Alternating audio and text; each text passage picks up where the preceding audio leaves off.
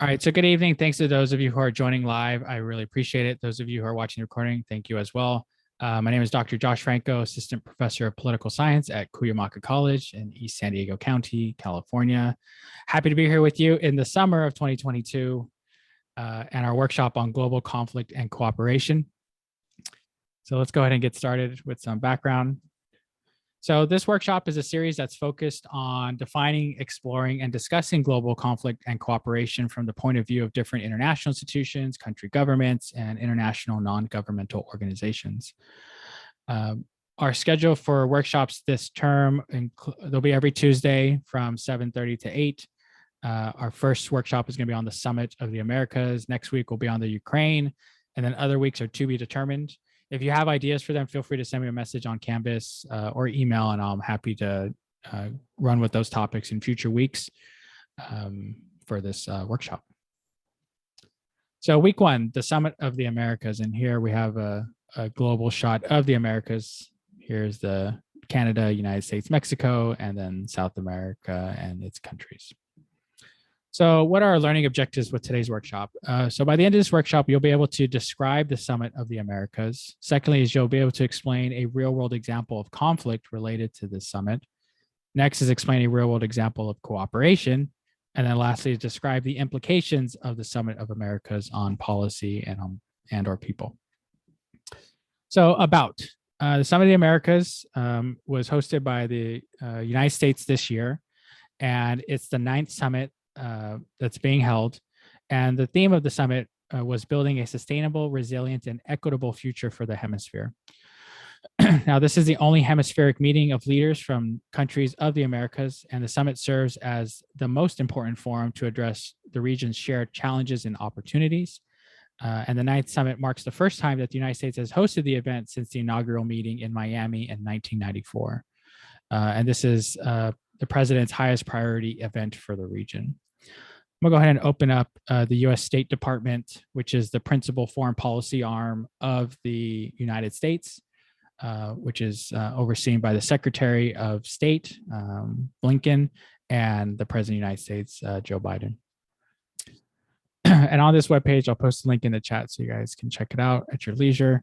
It gives recordings of the summit, gives you more background information, like things about leading up to the summit, the impacts of the summit, and things of that nature. And what's really fascinating about this, as I learned about it, is, you know, it's an opportunity for all the countries, or in this case, most of the countries in the region, to meet, discuss, debate, deliberate, and hopefully reach some consensus on general frameworks, general strategies, or even specific frameworks and specific strategies to help serve the needs of the people and of the places and of the governments of the region. So it's just fascinating to see this effort in the hemisphere, because there is a long history of the United States and other countries in the Americas of engaging. Sometimes it's been conflictual and sometimes it's been cooperative. But at the end of the day, they share a similar geographic region. They share connections with both the Pacific Ocean and the Atlantic Ocean, and with countries here and abroad. And so it's important that these nations are communicating and engaging with one another. And I'll show a short clip of the summit, like introducing it to folks. And if you give me a thumbs up on the audio once I starts to play, that'd be great.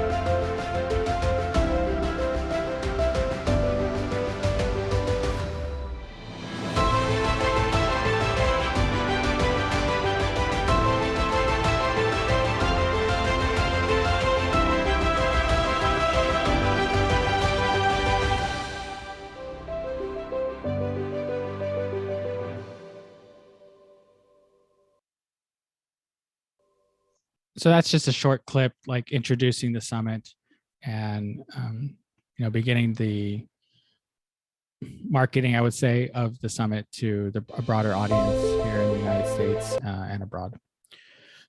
So that's the summit in a nutshell.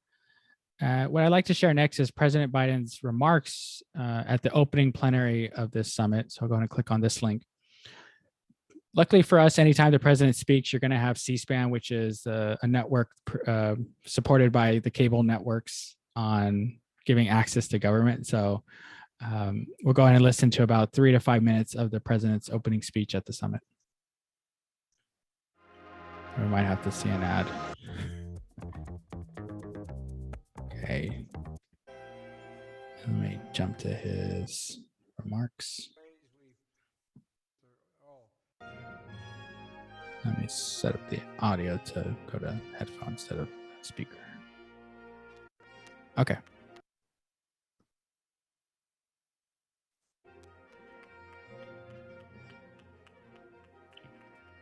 afternoon.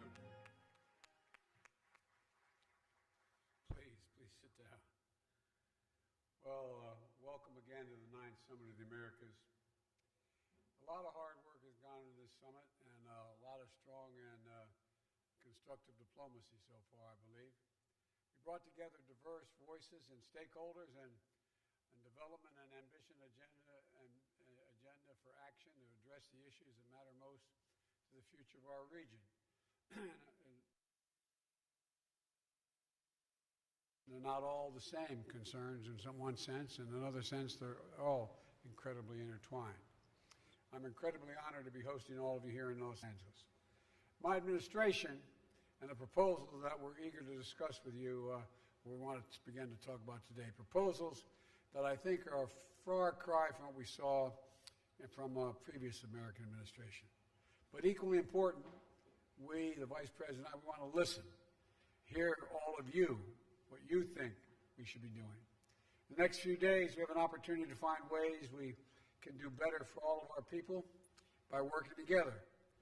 And I emphasize together. Together. That's what our people expect of us. And it's our duty to show them the power of democracies to deliver when democracies work together. The United States stands ready to work in partnership with all of you, governments, institutions, civil societies, young leaders of tomorrow. And I invite my fellow heads of state and heads of government of the Americas to join me in adopting concrete hemispheric commitments that are going to advance our efforts to build a more sustainable, resilient, and equitable future. With our action plan on health and resilience, we're going to help our region recover from COVID-19 while strengthening health systems and improving our ability to respond to future health emergencies by investing in health workers. The new America's Health Corps will train 500,000 public health and medical professionals in the region over the next 5 years. The United States is going to fund this together with the Pan American Health Organization. So when the next pandemic hits, which it will, we'll be ready and trained with healthcare workers to administer the vaccines and the needed care, which we don't have now. And it won't cost your countries anything. Through our efforts to strengthen clean energy economy in the Americas, we're committing to not just to energy transition, but to make communities that have been historically marginalized are able to share equally in the gains.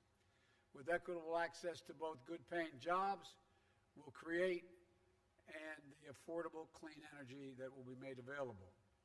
I'm going to continue to work, just as I did when I was Vice President with Barack Obama, to promote trade and investment in clean energy, including using the United States International Development Finance Corporation to help countries that need assistance to assess financing and to help the region reach ambitious renewable energy goals by 2030.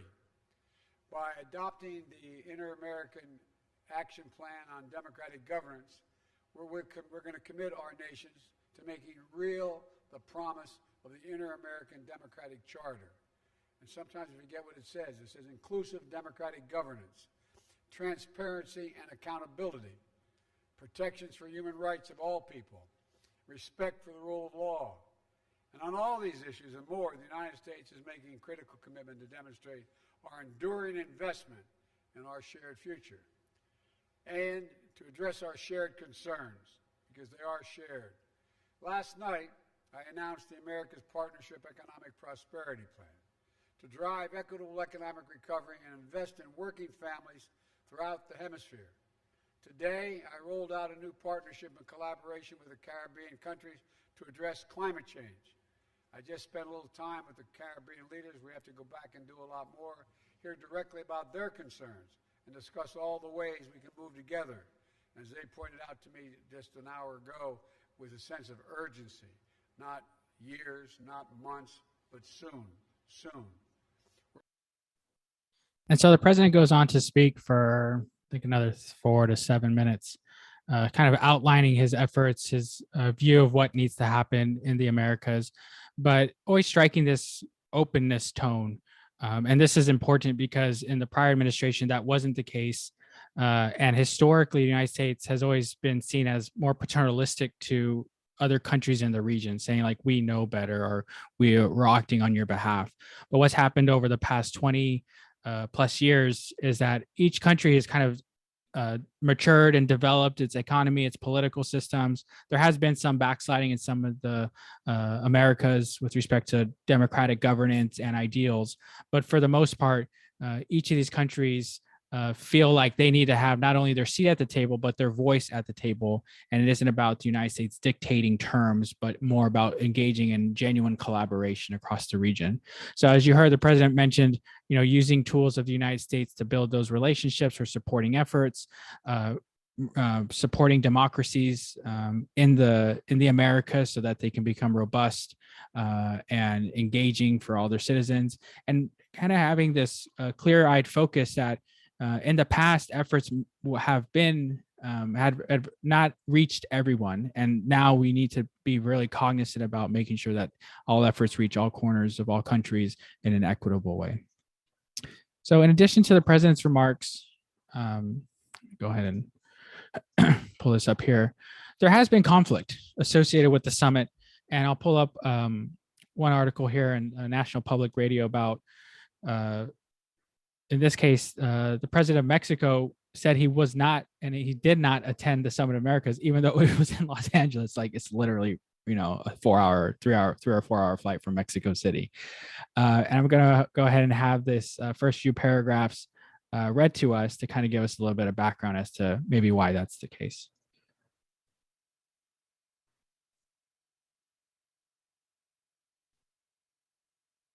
The Summit of the Americas. And let me change the voice options. I always kind of change it up. Let's see here. We'll try this one.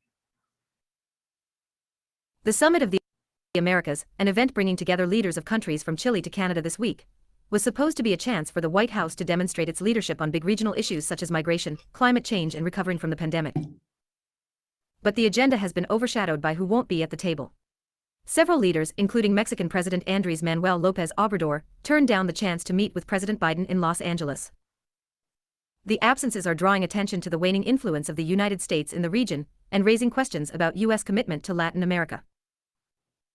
As Vice President, Biden visited the region more than 16 times, so there was a lot of optimism when he took office about a more collaborative relationship with the hemisphere. But after more than a year in office as president, Biden has devoted more time to pressing issues in Russia and China. China has expanded its influence in the region with trade and investment. The summit comes as China has made bigger inroads into the region's economy, pouring more than $138 billion into Latin America and the Caribbean since 2005, according to the Congressional Research Service. Sponsor message. Latin America has been crying out for economic relief following the pandemic and getting little help from the United States, while China sits in wait, with an open checkbook. The United States needs to be more proactive to improve its standing in the region and to make it attractive for Latin American leaders to engage, said Eric Farnsworth, a former State Department official now at the Council of the Americas. So this article goes on to describe why some of this conflict exists and why it's important for the United States to be actively engaging in the region, largely because the geopolitical situation around the world has dramatically and fundamentally changed over the past 20 years. So if we go back just to the turn of the millennia in 2000, the United States was a very prominent role in every global affair. Powerhouse economically. There wasn't any kind of push or rises from what we call the BRIC countries of Brazil, Russia, India, and China. But over the past 20 years, each of those countries have been growing in their regional spheres, in their economies, and now they're kind of now in more recent time, they've been branching out and building those bridges. And so while having the Summit of the Americas and reorienting the United States to the Pacific region as a whole, what's really changed that game over the past year and a half, and we'll talk more about it next week, is the war in Ukraine, instigated and led by Russia. And so when the United States being both a Pacific and an Atlantic power, some of the conflict is not just with overseas, but it's right here in our own hemisphere. So when a neighboring country like Mexico says they're not going to show up to a very prominent summit, that gets the attention of the media and of the press and of the policy circles, because like, well, why isn't the president of Mexico showing up? What's going on here? What are the political dynamics? What are the political ramifications? And before you know it, it's not about what the Summit of the Americas is about or focused on or any of its potential accomplishments. It's about, in this case, obviously, who's not there. So that generates conflict, because it's not just having actual conflict, like maybe a war of words, or flexing muscles, or even having hard conflict like wars and the like. It's also by saying, well, I'm not going to show up to the things you invite me to because I don't want to. So in addition to conflict, we have cooperation. And what I'll do here is pull up the fact sheet for the Los Angeles Declaration. Now, you might have heard about this last week. I'm going to go ahead and have this first paragraph read to us, and then I'll go through each of the pillars so we get like a general sense of what this is. Today, President Biden joins leaders from across the Western Hemisphere to present the Los Angeles Declaration on Migration and Protection at the Summit of the Americas. The declaration seeks to mobilize the entire region around bold actions that will transform our approach to managing migration in the Americas.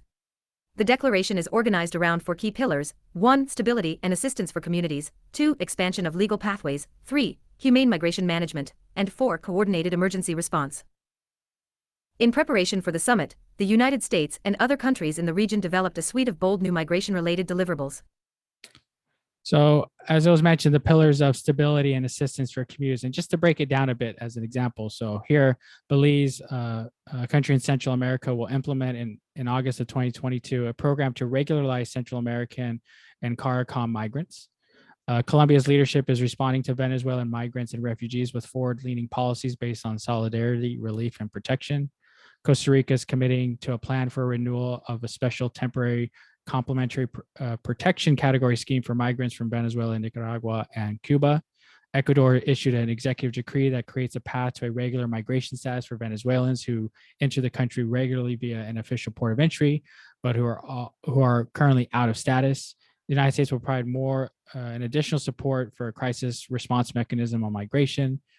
The United States announces $314 million in new PRM and USAID funding for stabilization across the region. And then you start to see that for each of the remaining pillars. So I'll go ahead and post a link in the chat. While this is significant is because we know that in the Americas, migration has been and continues to be a major issue. The way it's operationalized here in the United States, largely by the media, is that people are coming in on the southern border and kind of being more alarmist and not looking at, obviously, the human aspect and the both humanitarian, economic, and political reasons. People will leave their home countries in parts of North America, Central America, and South America, heading towards and entering into United States, and obviously the countries from where they are to where they're going. And when you think about that, not just like, oh, this is a problem and we need to just put up a wall and solve it. It's really fundamentally about people, families, individuals, men and women, children, from all walks of life, from all backgrounds, who are functionally are willing to leave their home to find what they hope is something better.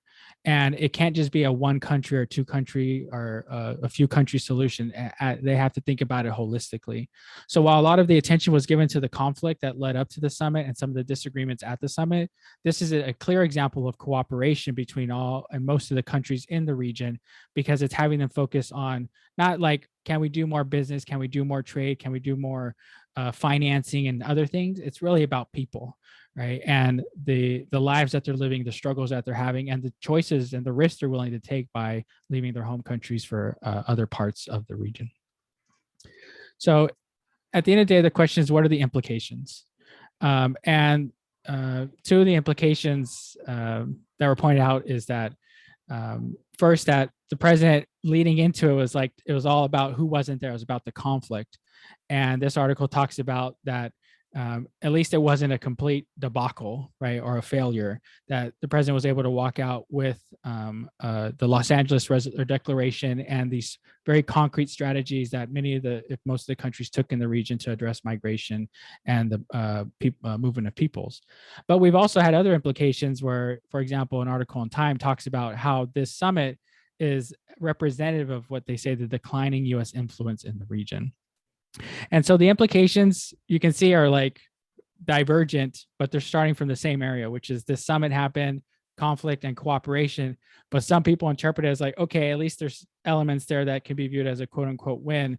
But then others say, well, this is what it's showing, not just in the immediate term, but in the long term, given these broader geopolitical implications and movements beyond the Americas, but across the Atlantic and Pacific Oceans. So with that, we'll go ahead and stop the recording and have our a few minutes worth of discussion. Thanks for listening in, and take care.